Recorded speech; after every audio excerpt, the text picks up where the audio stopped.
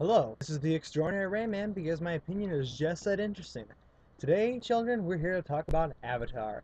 Not Avatar The Last Airbender, the fantastic animated television show, and certainly not M. Night Shyamalan's abysmal fail of a film, The Last Airbender. No, folks, we're here to talk about James Cameron's 15 or so year epic in the making, The Avatar. Now, I know, excuse me, for the most part, this video is going to be more of a defense of Avatar than an actual review because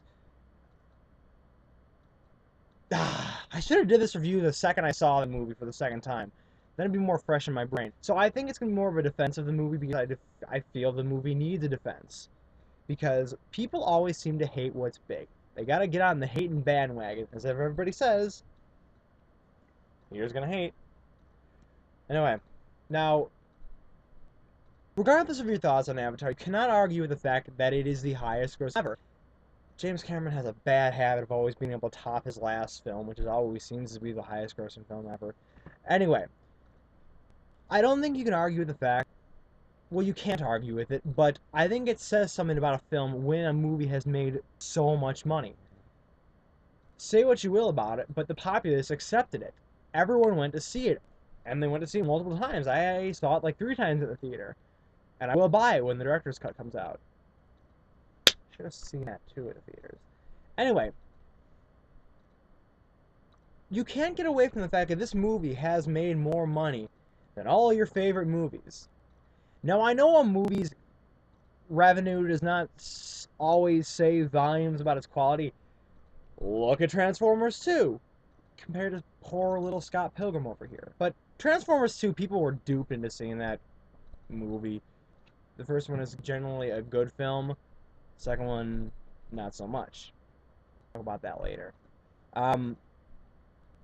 Also, not only did it make a bazillion trillion dollars, you can't ignore the accolades. The movie has a quality critical reception. Offhand, I can't recall what Rotten Tomatoes says about it, but I would go so far as to say it's pretty high, likely above 80%. If I'm wrong, let me know. It was nominated for Best Picture. Say what you want. These people are experts at making a movie. Granted, they won't recommend any movie that doesn't have some sort of left-wing agenda promoted in it, but we'll talk about that aspect of the movie a little later on. So,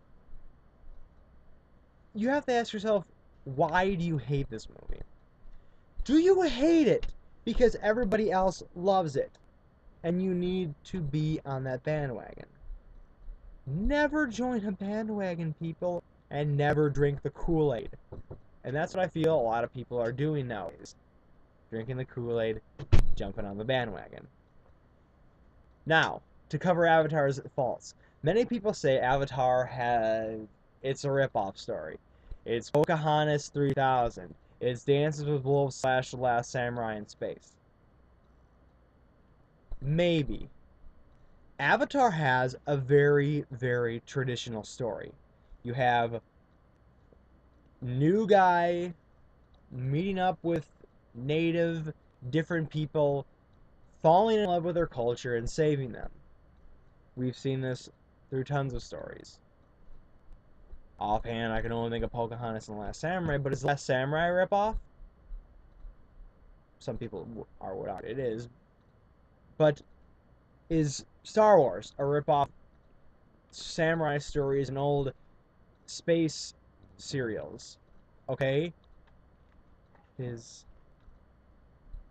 I could argue ways to prove to you that Inception is a ripoff of Dark City and the Matrix, which it's not.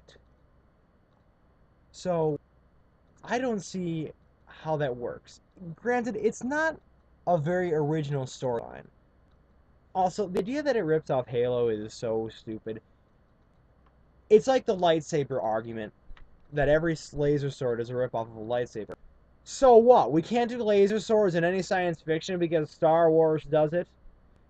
That's like saying we can't do levitation powers because Star Wars has the Force, so we can't do laser guns because Star Wars has blasters. No. I would assume that Avatar and Halo take place during the same time period. Granted, they're completely different universes. So of course they're gonna look at me. Halo doesn't have mechs though. Halo doesn't have. Oh yeah, it does have blue aliens. Forgot I said anything. But if James Cameron had come out from the beginning and stated, "Hey, I am writing Avatar to be Pocahontas in space," if he had come out and admit that, like anybody else who has a story that is actually a rip-off of another story because they're a crappy director and a terrible writer, if they would have come out and stated that from the beginning, would we have accepted James Cameron's movie differently? I would hope so. Now, another thing I commonly hear about Avatar and why people it's preachy. It displays the military as evil, displays capitalism as greedy, and it shows trees to be more important than people. Under all circumstances, I hate that in movies. Hayao Miyazaki, most of his movies are some of my favorite movies. Castle in the Sky, Spirited Away especially. But those ones are the eco message is slightly dumbed down on those. But in all those movies, there's always something there, and it's usually stupid. He acts like people have to go by his rules, and by his rules, people can't exist. Hey, Hayao Miyazaki, how many trees did you cut down to make the paper you made your movie on, or the pencils and whatever? How many resources did he go through in order to make his films? You got to ask yourself. Now, stepping back to Avatar, I don't think it's preachy. I think it's a very real story. It's part of the story. They don't spend a lot of time preaching about it. They don't go out of their way to bring it up, like a Miyazaki movie, like Princess Mononoke especially. We find out later that the trees, and especially Enwa, the tree with the glittery things hanging from it, is actually like a computer. And as we've seen, the Na'vi with their little hair thingies can actually plug into this and collect information and download information. The tree and all the other trees can connect to them too. It's sacred because it's a wealth of information and knowledge. And destroying that would be destroying an entire civilization's wealth of information. That gives it some legitimacy. Now, aside from the fact that unobtainium is the stupidest name ever given to a fictional element, I wish they would have come out from the beginning and say, yeah, unobtainium. Yeah, it's a stupid name, so named it that. Give it a throwaway line to indicate that it's supposed to be the worst name ever. Don't just run with it, because it's the worst name ever given to a fictional element. Anyway, that I find kind of stupid. What's-his-face corporate guy is kind of putting the quest for unobtainium, gold in the Pocahontas story, above the lives of the Na'vi. But in his argument with Sigourney Weaver, when she points out that there actually is a legitimate place for the Na'vi,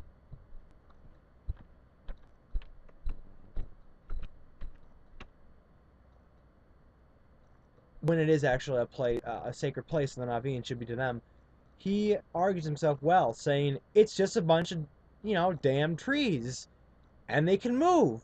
He's not trying to kill them. He wants them to move. Now, I do think, excuse me, I do think the military is portrayed unfairly.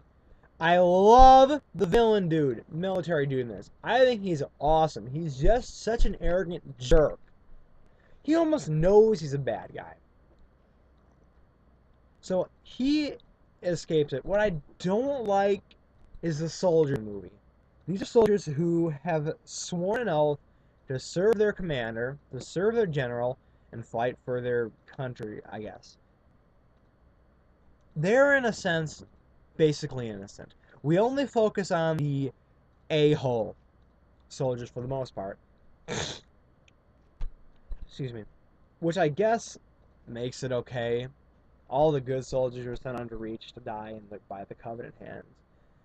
That I don't like. And I wish they would have changed. I wish they could. Well, I guess you can't change that because it changes the story altogether. But that is a little unfair. Now, aside from those things, I just can't grasp why people hate Avatar. This movie has, without a doubt, I think the best special effects ever. I literally accept these things as being real creatures, which the whole time watching it makes my mind blow. Let me rephrase it. Blows my mind. Anyway, hold on. Something happened to my computer. Oh, never mind. Sorry. These look 100% real. Not to mention, they're an incredible halfway point between animals and humans. The way they can walk on all fours and still look natural. The whole world is not real and beautiful. How everything glows, how everything's alive, how everything has four arms. I do say it's kind of creepy how the Na'vi can plug their brains into anything. And I always wonder, what happens if they just chop one of those things off? Do they die or something? I don't know. But the level of detail in this world and the amount of things that move, it's not like Star Wars where they cram as much BS into a scene as you can. Equivalent way a little kid waving his arms in the background trying to get your attention. This legitimately has life in it. Not to mention, I haven't been so excited by an ending battle sequence. The Lord of the Rings. All of them. Not Star Wars, because the prequels suck. This movie gave me goosebumps, or as I like to call it as a little kid, the tingly feeling. I don't use that word anymore, needless to say. But it happened. It's a little kid excitement I would see when a cool action sequence would come in, a great climax, something like a classic, a quality Disney film, or the Lord of the Rings movies, or a movie I was probably too young to see when I saw it. It's big, it's loud, it's well choreographed. It's not like a Michael Bay action film. You see all the important stuff. It's paced well between tension and all-out chaos, and how he's able to pit Jake Sully against the bad guy. Sure, there's probably a better way to fight him. Don't fight him with a bayonet. Run away. But how, you know, the latch to the robot pulls off. It's suspense versus surprise. You know what's gonna happen. He's completely vulnerable. Get him! So, yeah. I love this. Needless to say, I absolutely actually love this movie. And I just can't wrap my mind around why people hate it. I think all things people say about it, all their insults, are baseless. Not necessarily baseless, maybe, but sort of stupid, really. They are jumping on a bandwagon, I think. And I think that's just unfortunate, because this is a quality movie. I don't think it's the next Star Wars. Inception is the next Star Wars. But for terms of technical advancements, it's on par with Star Wars in modern day technology. Sure, it's a lot of computer. And unlike 2001: A Space Odyssey, and like Star Wars, it actually has a story. At the end of the day, regardless of what your feelings are, Avatar is a quality movie. Deal with it. This is the Extraordinary Rayman signing off. I will see you